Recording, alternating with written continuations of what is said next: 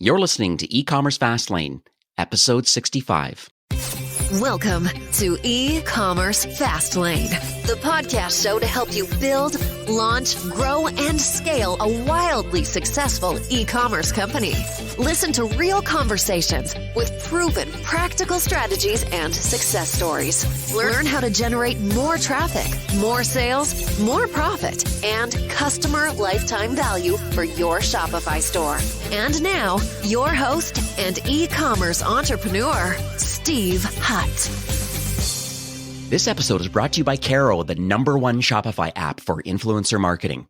Caro is a Shopify app that discovers all the influencers who are your brand's customers, email subscribers, and fans. Now imagine an influencer with 1 million followers was to make a purchase from your Shopify store. Would you know about it? Caro makes sure that you do. And unlike other influencer platforms, Caro is built for trust and transparency. And they help you find influencers that are genuinely interested in your brand so that you're not scrolling through countless social accounts just to find the right partners. Let Caro do the heavy lifting and find influencers that are best for your brand. And Caro also helps you execute your influencer marketing every step of the way. They make communication and product distribution easy so you can pick the right influencers and create meaningful partnerships. And right now, Caro is free for all Shopify stores. So why not try it out and see who you find? Now, after you install the app, Caro will alert you whenever a new influencer engages with your brand so that you can communicate and continue to build your list of influencers over time. To get started, you can visit getcaro.com or you can search for Caro in the Shopify App Store. That's Caro, and discover which influencers already love your brand. Hey there, it's Steve, and welcome back to the E-Commerce Fastlane podcast. Now, if this is your first time listening, this is an e-commerce show where we have honest and transparent conversations about building and thriving online with your store powered by Shopify or Shopify Plus. New episodes are available each week with your favorite podcast player through iTunes, Stitcher, Google Play, and Spotify, or you can sign up online at ecommercefastlane.com to be notified when a new show is being released. Now, my guest on today's episode is Derek Haney, who is the founder of E-Commerce Tech, and he works to connect Shopify e-commerce merchants with the right tech tools and partners to grow a Shopify store. And he's going to talk about the tech stacks, how to vet software vendors, and how to successfully roll out new tools for your Shopify brand. And this podcast, I believe, is perfect timing as we lead into Q4 and the busiest time of the year for most Shopify brands. So thanks everyone for listening in today. Please enjoy. So hi, Derek. Welcome to E-Commerce Fastlane. Hi, Steve. Thanks for having me. My pleasure. You know, I mentioned it briefly at the top of the show, but in your own words, on a high level first, what does e-commerce tech do and what problem does it aim to solve for Shopify store owners? Yeah, absolutely. The first thing I kind of noticed, I've worked both in-house in e-commerce and in e-commerce tech. And I noticed that a lot of e-commerce stores don't really have a great process for vetting and finding the right technology partners and solutions for their store. They kind of realize they have a big problem. Maybe it's customer service. Maybe they're trying to increase their average order value. And then they just go around hunting on the internet. They plug in the tool and they, maybe it's haphazardly or they haven't really taken the time to look at the landscape of all the options. And of course, that's really tough to do as a store owner because you're juggling 100 different things. And technology is for some reason, it just comes in as an afterthought for a lot of people. So I thought, I kind of have experience in this space. I think that we can bridge this gap, give people the advice and strategic know-how on how to vet and bring in the right technology vendors and do it a little bit in a more thorough and meaningful process to ensure that it delivers the result. Because all these tech tools, they promise more revenue, they promise great results.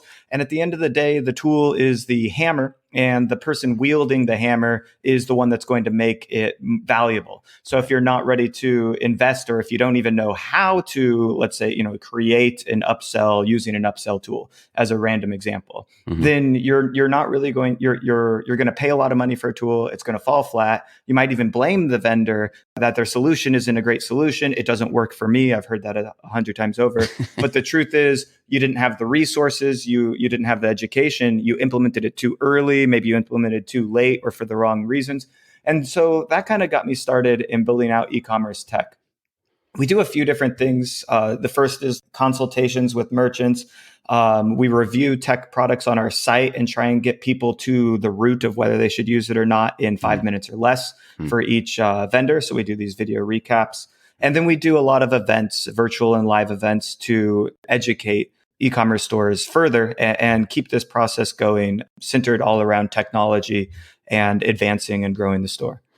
Yeah, and I've actually shown up actually to a couple of your virtual events, just when you get other tech partners that are, I call them the usual suspects, that tend to have quite a few vendors or merchants using their solution, and they've got great stories to tell, and they also have a great platform and some case studies. And I think it's nice that this is what you do. Is like, I think a lot of brands and Shopify store owners tend to work in a little bit of a bubble where you're suggesting that, hey, it's not just selecting the most popular one because maybe it's too expensive or they just don't have the internal resources to manage it. But there might be another lower cost, lower performing, but better than nothing solution. And I guess you open the kimono, so to speak, and show, well, if we're looking for a better email service provider, let's say, for example, yes, here's all the major ones, but here's a couple that you may want to consider that does loyalty and email together, because you don't have either of those things working. And I think that's very noble. That's what you're doing and educating merchants on this.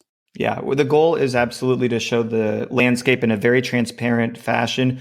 We look to keep an agnostic viewpoint, present the options, and let the store owner make the decision. We help narrow the options, we help educate them, so we streamline the vetting process, which can take months for things like advanced CRMs. I've seen in my own e-commerce when I was in-house for an e-commerce brand, 2 months to vet and find the right CRM tool. And it's like, how do we take that down to 2 weeks, right? Right. So tell me a bit about your journey. I know a little bit just because we're kind of friends online. We never met in person yet. Hopefully at a conference someday in the future. But let's talk about the journey leading up to launching e-commerce tech. Like what do you believe uniquely positions you, I guess, to have the expertise and the desire to want to help Shopify brands kind of improve their efficiencies or help them with their growth goals? The desire, has been with me for a while. I think I've always wanted to, ironically, my background, I played high stakes poker for 10 years. Oh, wow. And poker is a game where, everybody's your competition. Right. And you have to be ruthless playing against them. And I don't mean like mean. You just basically play your best. You don't want to give people money. You want as much as you can. So you play for yourself. But on the back end of that, I was always coaching and collaborating with people, and we got better together. And I think that mentality carried over when I transitioned into running my own digital marketing agency. So we were helping a lot of small businesses grow. Something I'm really passionate about is just seeing inside a business and coming up with great strategies or finding big gaps in what they're doing in order to improve the business. So that got me started on the path of helping businesses.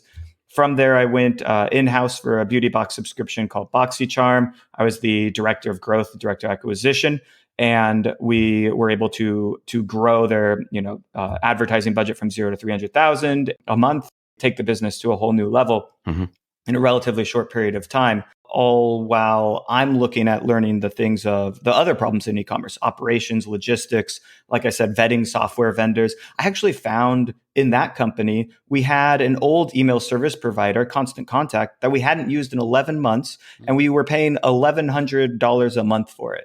So that was like, what is that, $15,000 of wasted tech spend. Yeah. And that was one of the things that kind of propelled me over to do this, because I've seen tools like Siftery, which is great for understanding where your tech spend is going and keeping an eye on your tech stack. And tools like Capterra or G2 Crowd, which are allowing people to review technology, and they give brief rundowns and comparisons. And I kind of thought like, those are kind of both maybe a little passé. They're not for e-commerce, that's for sure. And they're also they're not really personalized. They're not really diving into the tools. The people that are reviewing these aren't necessarily using them.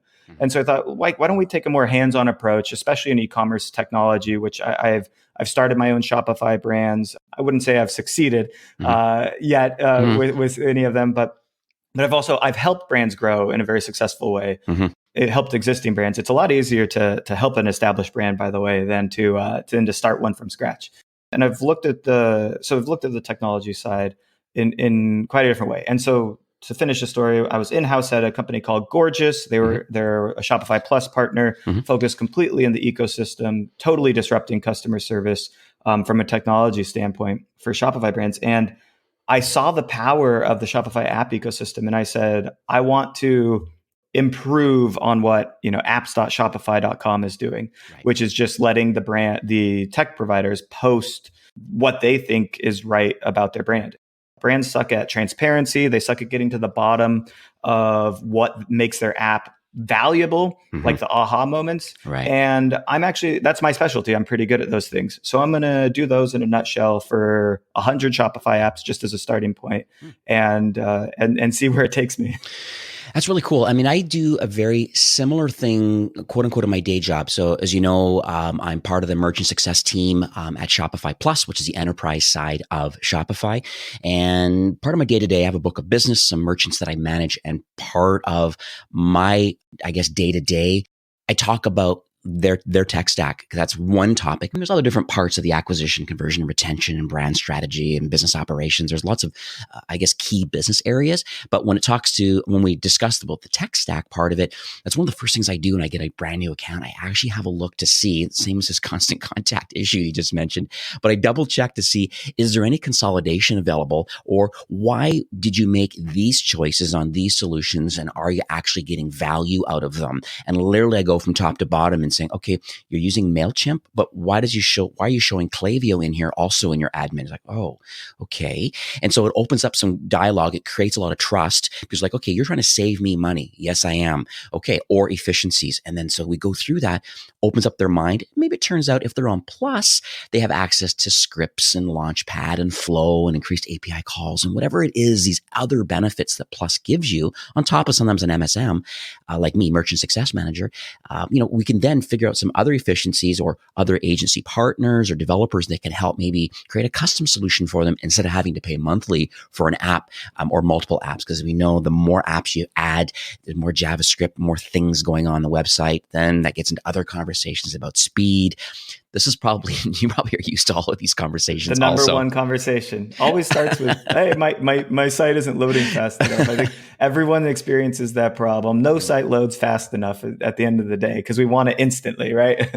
Yeah. And it's just not possible. And that opens up the dialogue. Okay, well, if these apps need to stay here, have you heard about AMP?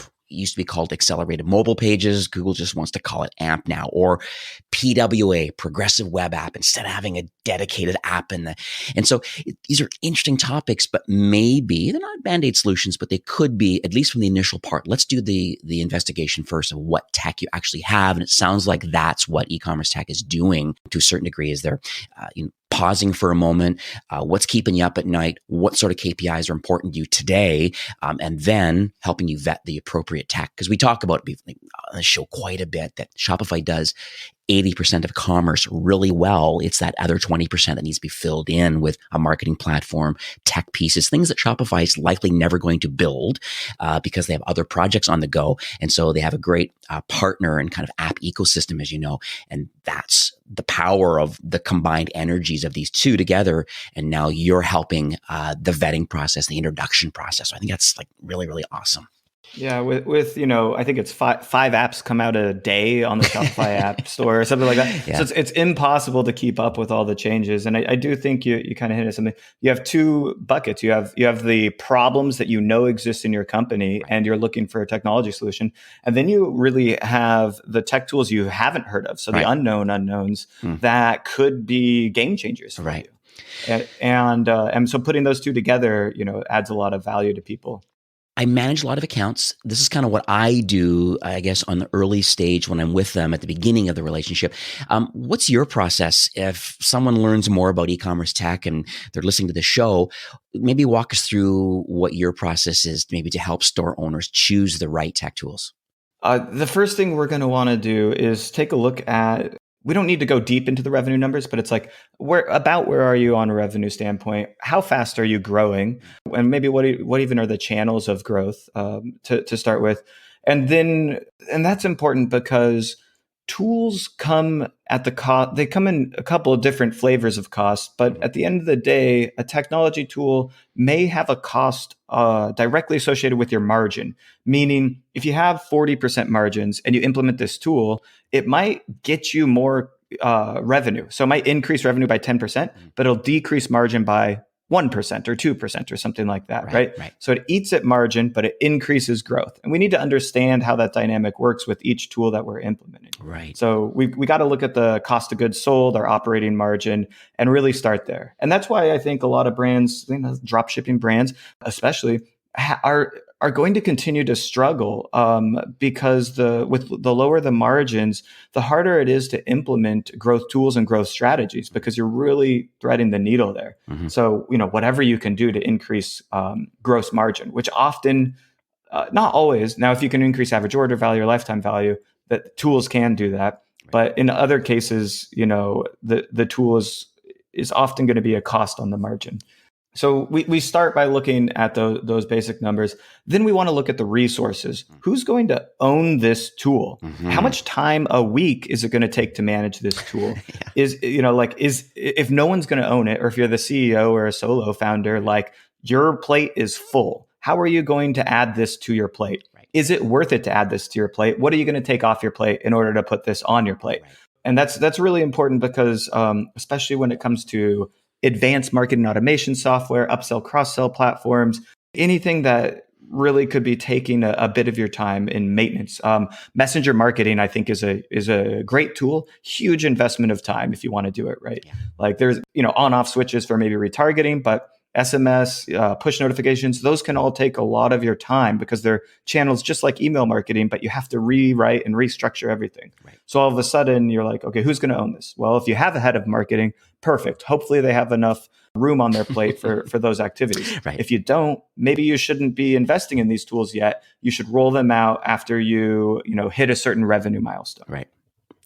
Now, what happens with brands that are kind of chomping at the bit for growth? Because this really comes up quite a bit where they believe, they are at a certain level, but they see other competitors in the same space that are a little more mature. But what sort of concepts or what sort of advice do you give these people saying, hey, my retail is doing better than my online store? That's ridiculous. So fix it, Steve. How do you answer that?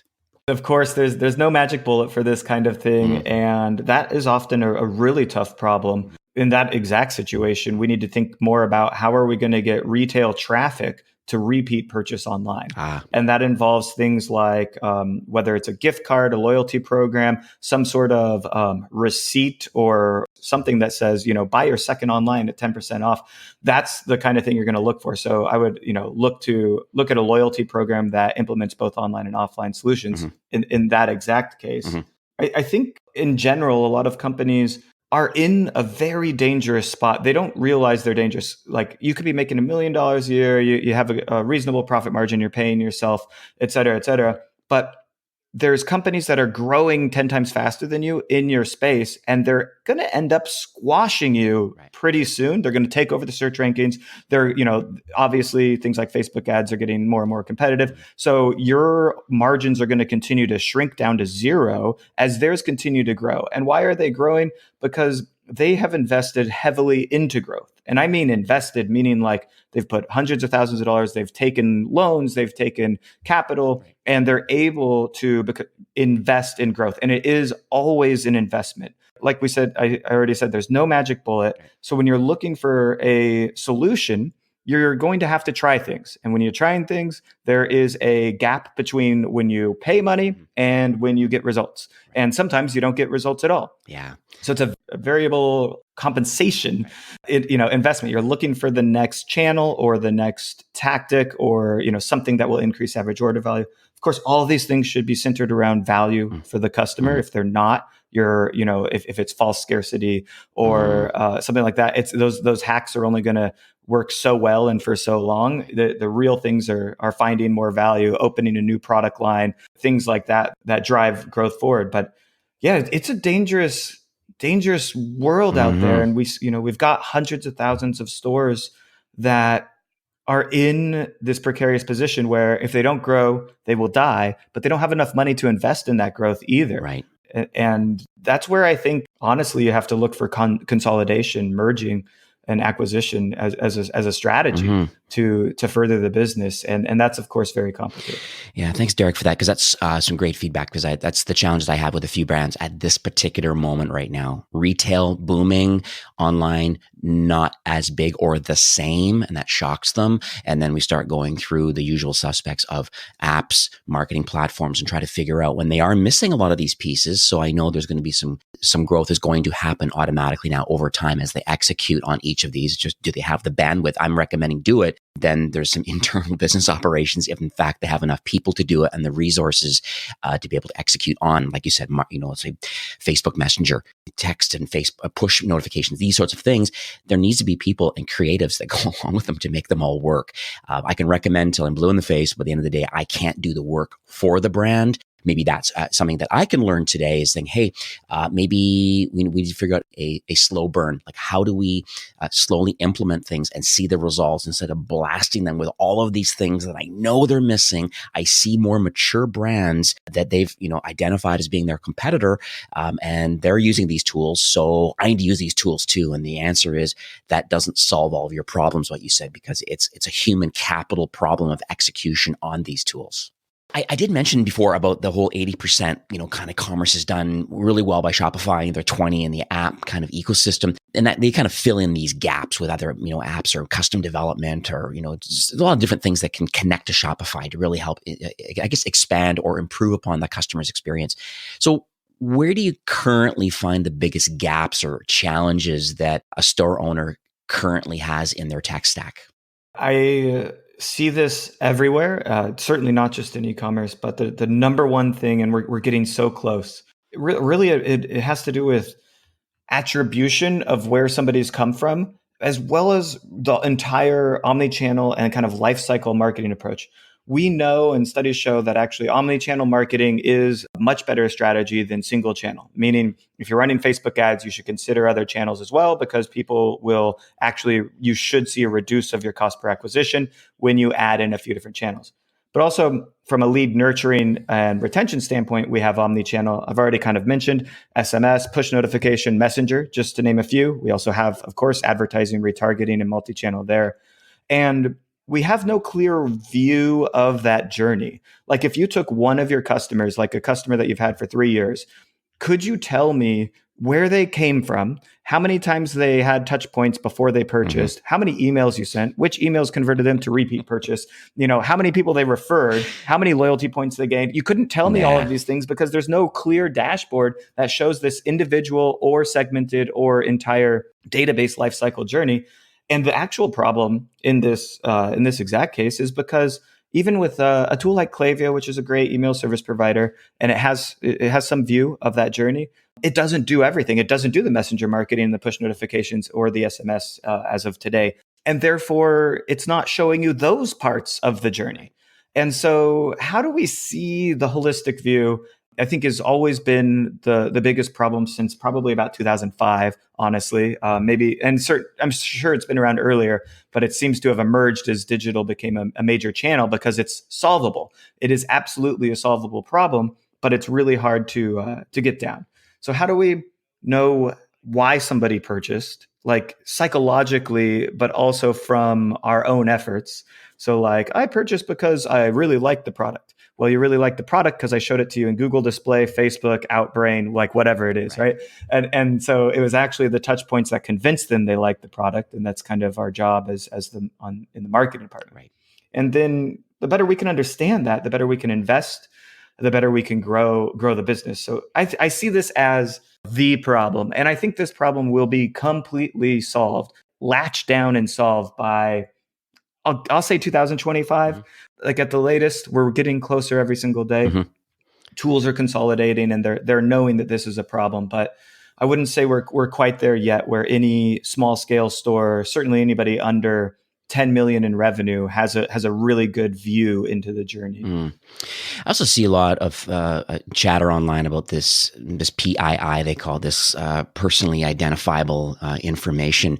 Do you have much experience with that, about like why there is this attribution problem and associating a particular customer and a particular journey and all their touch points? I can see the benefits from a marketing perspective, but why is there the opposite effect of people not wanting to, and or why tech is not allowing for this personally identifiable information to be stored? And that's, of course, we're dealing with security and regulation at this point. And we have European law. California is launching a new law that restricts how personally identifiable information is. And I'm sure the United States will have one soon. Canada has their own as well. And so the first thing is, like, something like Google Analytics doesn't give you personally identifiable information. So right away, we have a big limitation. If you're using that to try and track, traffic and revenue and stuff like that, it can't track it to the customer level. So that's a big limitation. The second thing, when we look at it, is how are we going to store this information? When it comes to a contact record, most email service providers require that contact record to have an email address. This is actually a huge limitation because email isn't the only way we can identify a person. We want to identify contacts, not emails, if that makes sense. A person is a person. People don't change their individuality over time. Once I've identified Steve Hutt has been to my store once, I want to know everything else Steve is doing. Like, I want to know every other site you visit as well. I want to know everything about you. Of course, that's not possible. And I don't think that should be possible. But we do really want to have all of that information. So we want to know your phone number, and we want to tie your phone number to your email address. But here's where it's just a minor example of why this PII problem is a little bit tricky. You've input your email address with a pop-up tool like Privy. Right? Privy is great at capturing emails, and it captures other information. Then you go to check out on the store and you enter a different email address and a phone number. Now for one reason or another, you want to use a different email address. It happens all the time. Now we've got one record in Privy that was probably pushed to your email service provider, and another record that's separate. So we've got a duplicate record. One has the phone number, the other doesn't. So how do we try and tie all of this data together? If you're not paying close attention or grooming your database, which is literally a full-time job, and nobody really is doing it, and honestly, nobody should be doing it. It should be almost an automated role. Then you would find these duplicate records, you would merge them together, you would input email 1 and email 2 into separate things, and you'd be able to see the contact record there and their entire journey. You would be able to merge their two customer journeys together. That would be a phenomenal solution. I don't think I know anybody that does that. There's a couple of solutions that allow for merging of duplicate records, but we're a long ways away. There's other ways to identify people, from IP address, location information, and trying to merge anonymous IPs with PII once PII is given by the consumer. So consent is essentially given. And then we say, oh, we actually do know who you are. You visited 7 times and we've been tracking you anonymously. Right. And so that's kind of the issue at hand. I don't have a good solution for it right now. And I think the whole analytics kind of data warehousing conversations, I think, come up more with larger brands and how they can consolidate all this data and then disseminate it and actually make decisions on. And people are trying to solve this problem through all maturity levels. More news coming on that soon. I'll have a couple links in the show notes to some recommended solutions to, that I think people are solving that might help with this PII and the journey and whatnot. So let's talk about maybe some of the tools, since this is your all day long, you deal with this with merchants. Do you have any tools or any kind of emerging platforms and things that you believe can offer a lot of value right now, based on we're kind of this pre-BFCM Q4 time right now for 2019? Just curious on what you've seen that's on your radar.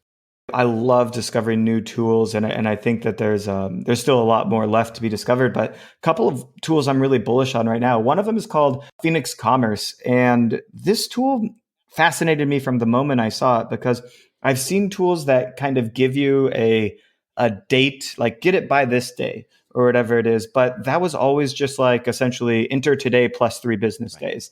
So it's just like a easy to do script that isn't extremely accurate. What Phoenix Commerce does is it combines your existing shipping information, your warehouse inventory information, the user's location information, weather information, holidays, and it uses machine learning algorithm based on your brand to extremely accurately predict the landed date of the product in the consumer's household. And it can also upsell the consumer to faster shipping because it's able to tell you exactly when you'll get it if you order priority or first class or whatever that is. And in that way, increases conversion rate because it's answering a really fundamental question of purchasing products online. When will I have this in my hand, right? When will I have this product in my hand? Because I'm not buying it to buy something online. I want to hold this. I'm trying to use a physical product. And so by answering that question, we're, greasing the chute to purchase the product. We're easing a lot of tension. A lot of websites, including big websites. I was just on Fashion Nova. Their shipping information tab, if you just go to a product on fashionnova.com, it's confusing. It's like 20 bullet points long. It has all of these ins and outs of them. Just replace that with a get it, in 5 days. We don't know what business days are, by the way. Yeah. I assume the weekend, in 3 business days. So if I imagine it's in 2 business days and I'm ordering Wednesday night, Right. Is that Monday morning or is that Friday evening? Right. I don't know for sure. It might even be Tuesday or Wednesday because it might count Thursday and Friday and then it comes on Monday. I have no idea. So a lot of ambiguity around that can be answered with machine learning, with a smart program that's able to display in real time your predicted landed date. And then it also helps the operations department fulfill on essentially the commitment that they've made. Right. And I will add one. It came on my radar. I don't have a lot of information on it. I will put the note or the link actually in the show notes, but it's called Delm, DELM.io. And apparently, I don't think they're as advanced as what Phoenix Commerce is doing. I do have quite a few brands that are currently using Phoenix Commerce for displaying, in real time at least the options for shipping and a pretty accurate date for delivery. I know it's certainly reduced a lot of friction and has helped just add that trust and credibility to the brand. They feel very, they're more apt to want to convert. These are sort of conversations I have all day long. How, with my existing traffic, how can I improve my conversion rate? And this is one of the tactics. There's many other ones out there, but if we're talking right now about the shipping and delivery times, you do want to get it in your hand. You're right. You're not just buying for the sake of buying. You actually want it. When is it going to come? And bang, order by this time, get it by this time. And they factor in a lot of things. This company called Delm, maybe, it really depends on your budget and kind of where you're at. And I guess working with Derek, or, linking directly to these different solutions and vetting them on your own. I think it opens up your mind that there are some options out there for delivery. And I think that, like I said, reduces friction. And it's nice that it's kind of revealing itself from within the product page. And, you're more apt to want to click buy now. And because you feel it's going to arrive on a time frame that works for you. So I think that's pretty cool. I'll add one more that I think of. Maybe you might have a few more too to share, but one that pops into mind recently is a company called Carro, Carro. I think it's getcarro.com. But they're interesting because what they do that's unique. Most people understand the power of influencers, the fact that you're using other people's audience to, promote a product or using it in real time. I think there's some in some cases, some pretty authentic ways of showing the product actually being used by a random normal person. And you could see yourself using the same product, a teeth whitening product or, fashion, whatever it is. But the interesting thing what Carro does is they actually they reveal, I guess, the social footprint of people and press too, for that matter, of people that have actually purchased from your brand. And so what they do is they look at, usually typically the email address is associated to your social profile. And then they have connections to, Facebook and Twitter and Instagram and the like. And then what they do is they then have this footprint and you create a filter and saying, hey, you know what? I'm looking to expand or work with influencers to promote what it is that I'm all about. The interesting thing, instead of going out and there are lots of platforms out there that help you find influencers that are doing things in fashion or beauty or whatever they're involved in, and they talk about their size of their followers are. and the sort of engagement you could get. The flip side of what Caro is doing is that they've already purchased from you. So let's say it's a teeth whitening product. They've made the purchase. They obviously like it. They've enjoying it. And then you're looking at their social footprint and going, wow, okay, they've got 20,000 followers on Twitter right now or Instagram. That's interesting to me. And if that fits in the criteria of a campaign of a type of person, a micro influencer that you'd like to work with, then some triggers, some automatic notifications can go out to these people, or you could be pinged, on a Slack or onto a Google Sheet, or it could be a text message for somebody internally in the marketing team saying, hey, wait a second here. Someone's just made a purchase. We haven't fulfilled it yet. Can we do a personal outreach? Can there be a handwritten note? Can I include something extra in the box? Welcome them to thanks for you making your purchase. And hey, we have this loyalty program, this affiliate program. We have this ambassador program. Whatever it is that you're trying to do, Caro goes it by a different angle. You're already a customer, but wow, you fit into a profile that we believe we could potentially work together. So have you heard much about Caro at all or any others in that space? Oh yeah, we could talk about influencer marketing for an entire episode. And what I love about this tool is the authenticity of it. And when you're looking to launch an influencer marketing program or you have something that's kind of ongoing, you want to start, typically I would say, starting in a place where you're looking for essentially product reviews. That's essentially, you're going to give away free product in exchange for them sharing on social media. And that's perfect for micro influencers. And Caro can identify the whole gamut from mega to micro, but by just the raw numbers of how influencers work, you'll find more micro influencers than macro buying from you. And by identifying them really easily with this tool, like you said, what I like to do is actually surprise and delight in this situation. So what I want to do is add an extra product into the box and just say, thanks for being awesome. And then you just sit back and wait, and you'll see the posts on social media come in automatically. You don't even have to ask for them. And then, but you can ask for them, and you can try and build that relationship. But like, you could just go an extra mile. You don't always know who is the right person to surprise and delight that has purchased from you. But with Caro, you're right. You're kind of identifying the best people to give a little bit extra oomph to, a little extra customer service, a little extra product in the box for. And so that's what I really like about this tool. And of course, just fostering those relationships, it will drive business for the long run. It's about building, an authentic brand and building those relationships with people who have a little bit more influence than other people in the market. And so, yeah, I love that. Do you have any other tools that you'd like to recommend? I'll throw out one more really quick that comes to mind. I just saw this tool. I plugged it into a store that I run, and it just started giving me better data than Shopify. And what I mean, it's called Segments by Trestle, Tresl. The guy that runs it, his name is John Chow. I believe he has a co-founder as well. He's a former e-commerce data analyst from a large brand. And he decided to take his knowledge and build an app for just detailed acquisition, retention, lifetime value. How long until 90% of people purchase from you? So like, what does purchase behavior look like? And from there, he's crafted essentially suggestions that help you optimize your store. So one example is a lot of people have pop-ups or abandoned cart sequences on their website. And so you've captured these email addresses and you marketed to somebody, and it's been 6 months. They haven't opened an email. They haven't purchased from you. They haven't visited the website. Maybe it's time to take those people off your list. And if you're looking at a tool, any email service provider is charging by the contact. So I did this for a store. We removed 33% of our contacts.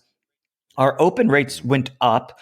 We didn't lose anything because these are people, again, that had not opened, responded to, engaged, or visited the website. So it was just a dead list, right? We're able to get rid of them off of our list. And we improved the open rate, which is really important because that helps deliverability to the next person.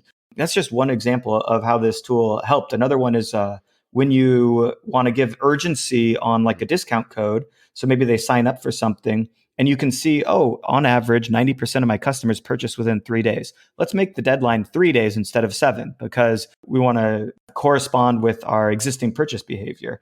So things like that you can do by looking at the advanced data. It also could just help if you're the head of marketing and you need to report to your CEO. It helps a lot with just gathering and analyzing. Very cool. Ironically enough, I had a I guess, a social chat with John, the co-founder of Segments, and he's actually coming on a future podcast episode. So I'll put a link to what his solution does. I haven't had a chance to play with it yet, just other than going to segments.tresl, TRESL.co. But I will have a full, like yours, a full-blown podcast on what his solution can do and how it can help your brand just uncover some data different than what Shopify is showing.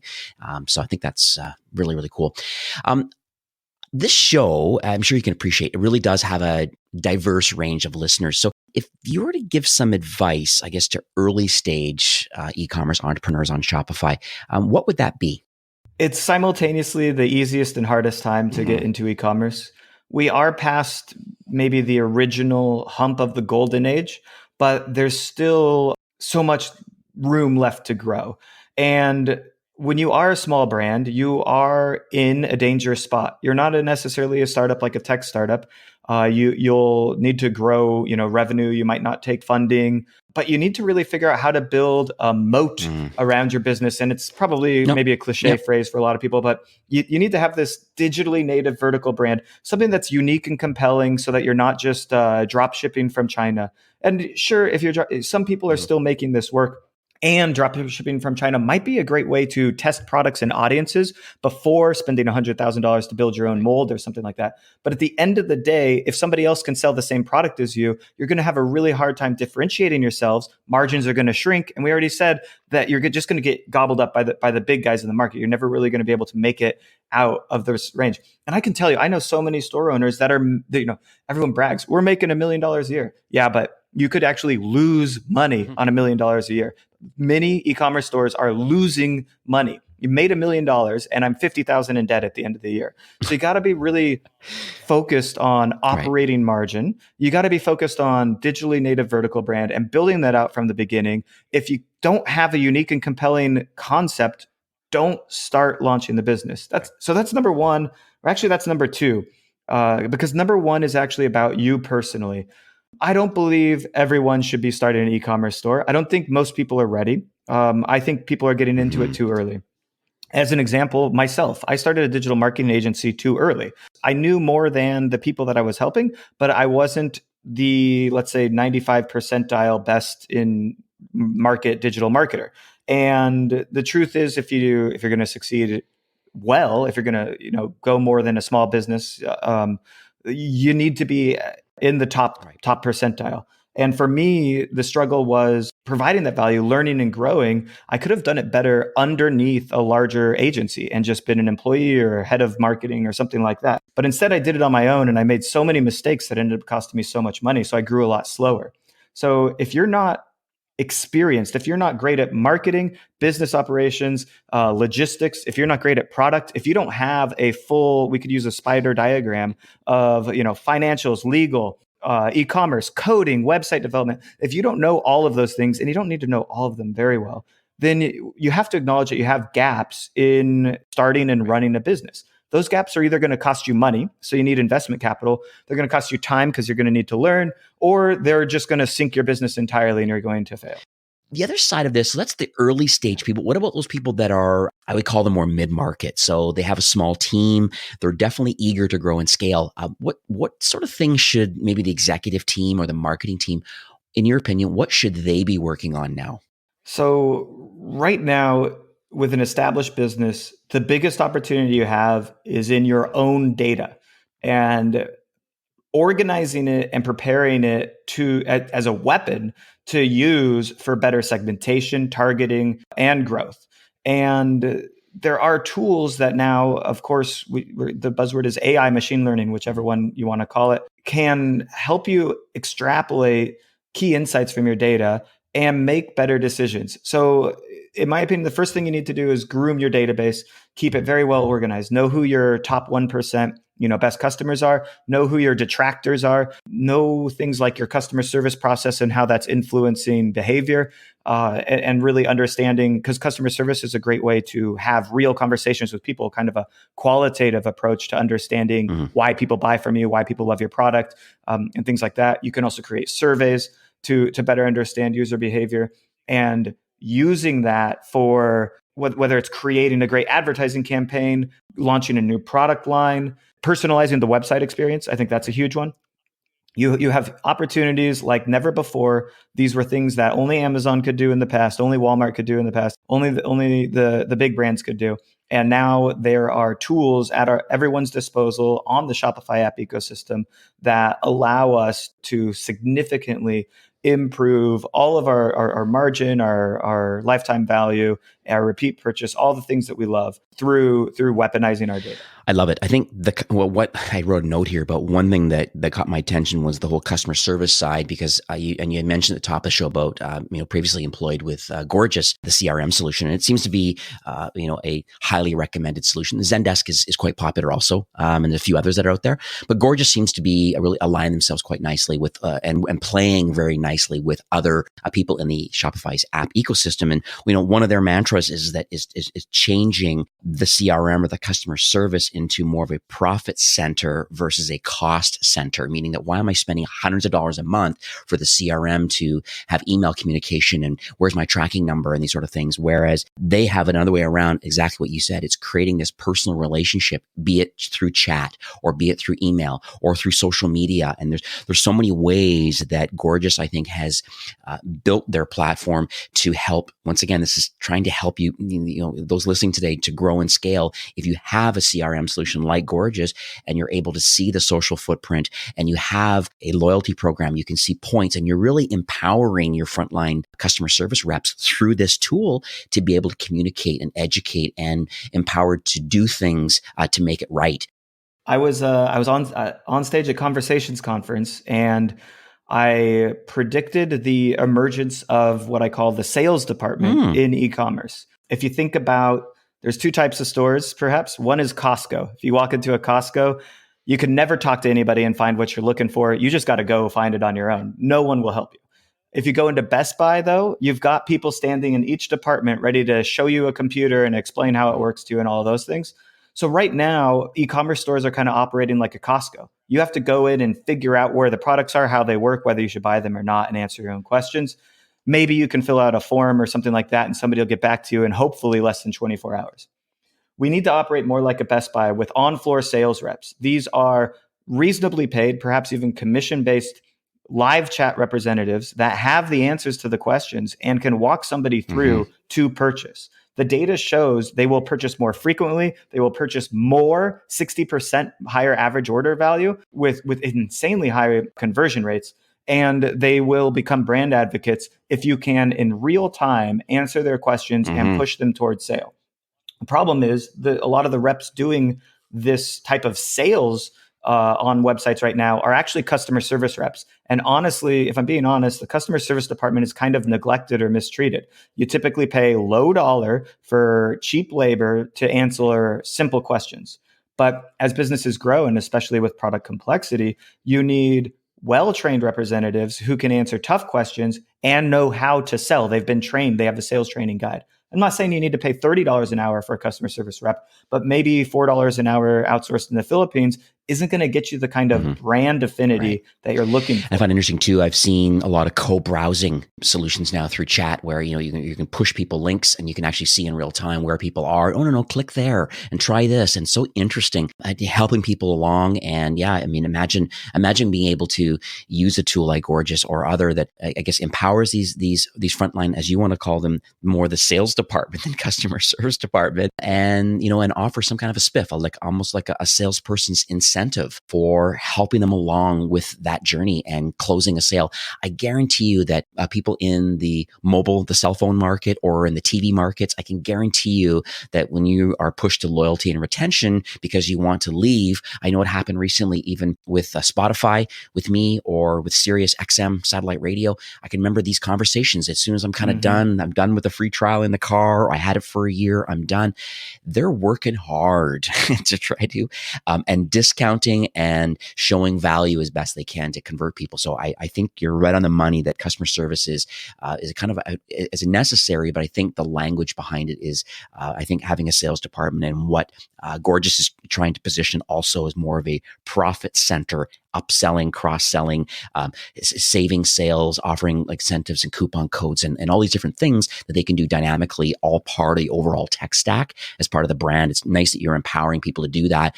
I bet you the retention of these employees having this kind of limits and power available to them to say, you're allowed to give up to $50 to each customer for, if there's some kind of a challenge or an issue with an order, a late delivery, and these sorts of things. So, well, how about this? I'll give you 10% of all orders that you help somebody convert to a sale. And of course, that might not work within everybody's margins. Maybe it's 5% or maybe it's something else, a bonus. But when you can track the revenue back to the agent, that changes it to sales. That's awesome. And that's important. So let's talk about the future of e-commerce tech. So do you have anything that you can highlight about where you are taking the company for the rest of this Q4, this kind of pre-BFCM time, and what 2020 might look like for e-commerce tech? Yeah, if you're listening to this right now, we have an event October 22nd. It's a free virtual event called Operational Excellence Before Black Friday. You can find it at operations.ecommercetech.io. And it'll be free on demand for anybody that's listening afterwards as well. So you can just go in there, log in, and you'll see all the sessions. We'll be doing 6 virtual events in 2020 and launching the Future of E-commerce kind of virtual event series. We'll be launching the Future of E-commerce podcast, and we will have our live event called the Future of E-commerce Live. So it's a big year for us. We're really looking forward to providing a ton of value and talking to more store owners and helping them with their tech stack decisions. We are nearing the end of the show, but do you have any closing comments or any takeaways that you would like to leave with our listeners today? Well, I am admittedly a cynic. I believe that you really need to own your strengths and your weaknesses as a business owner, as an executive team, even building out the spider graph and figuring out which aspects of business you just don't have covered right now, and then preparing your growth plan to hire to cover your weaknesses is usually the best way is to hire to cover them. Learning to cover is a slower path. And I don't believe that success is random. It's earned through strategically finding a differentiated strategy, hitting the right timing into a market, owning the brand, owning the customer relationship. Sorry to all those Amazon brands. I mean, that's a rough road because you just do not own anything with the customer there. So it's really about keeping those relationships together, building them in a one-to-one at scale through things like customer service and responding to email inquiries and figuring out which niche audience you can help support and drive real value for. Yeah. So I'm totally in alignment on that. This is my mantra that I always say. I'm not sure where I picked it up on someone, on the interweb somewhere, but doubling down on your strengths and then outsource the rest. I think it's nice to have a cursory knowledge of lots of things to run your business. Fair enough, but I also feel that most brands kind of work in a bubble where they don't necessarily know what is going on. That's why I do recommend a lot of marketing agency partners where I just feel that internally they don't have the resources, or they have a team member that's fairly good, but they're working inside this vacuum where they're just thinking about their own brand and kind of what they're doing, and they're not seeing the larger scope of other brands that agency partners get to work on and creatives and successes that they're getting out of that. And then can they learn from those successes and apply them towards yours? So that's one reason why some people may want to, outsource some of their digital marketing efforts to an agency that really doubles down, if it's SEO or top of funnel kind of acquisition strategies, or if it's, maybe it's a retention strategy, who knows, whatever it is, it's nice to understand what your strengths are and then outsource all the rest. So how can people learn more about e-commerce tech and then the services and the education that you offer? Yeah, absolutely. Head on over to ecommercetech.io. You can submit to book a free consultation with me. I do free quarterly consultations with Shopify stores. We review the tech stack, we look at the growth of the business, and we try and determine where is the best place to invest, where we have the resources for, what do we need to pull back on, what's working, what's not. And I'm able to kind of save maybe a dozen hours of your time in vetting the right tools. And that way you feel strongly about the next 3 months of growth of your company. You know what tools you're going to implement, and we can continually revisit and adjust. Cool. So to get started with Derek and his company, E-commerce Tech, I'll make sure that I have a link in the show notes. It'll be ecommercefastlane.com/e-commerce tech. And that link is going to redirect you to the details. There'll be a few questions that will help Derek, I guess, prepare and make, the best recommendations for the right apps at the right stage for your business. So it's a pretty cool offer. So definitely go check it out. And thanks, Derek. I massively appreciate it. And thank you for this second episode that we had to record. It was a great lesson learned for me. I was being smart about wanting to reboot my computer because the recording solution that I use is very resource heavy, but I forgot to change the default microphone input and it had a very tinny sound. So thank you once again for getting on this recording. Thank you so much for having me. All right, take care. This episode is supported by Caro, an incredible Shopify app that discovers all the influencers, press, and media that already love your brand. They can be customers, email subscribers, or fans, and Caro will reveal the social footprint and influence of those that have already shown you some love. And from there, Caro makes it easy to work with influencers, communicate and distribute products to them so you can pick the right influencers and create meaningful partnerships. To get started, you can visit getcaro.com or search for Caro in the Shopify App Store. That's Carro, and discover which influencers already love your brand. Well, that's it for today's episode. I'd like to thank you, a loyal listener of E-commerce Fastlane. It's my hope that this podcast is offering you a ton of value through growth strategies, tactics, and exclusive insider tips on the best Shopify apps and marketing platforms, all with my personal goal to help you build, launch, grow, and scale with Shopify. Thanks for investing some time today and listening to the show. I'm so proud and excited that you have a growth mindset and are a constant learner. I truly appreciate you and your entrepreneurial journey. Enjoy the rest of the week and keep thriving with Shopify.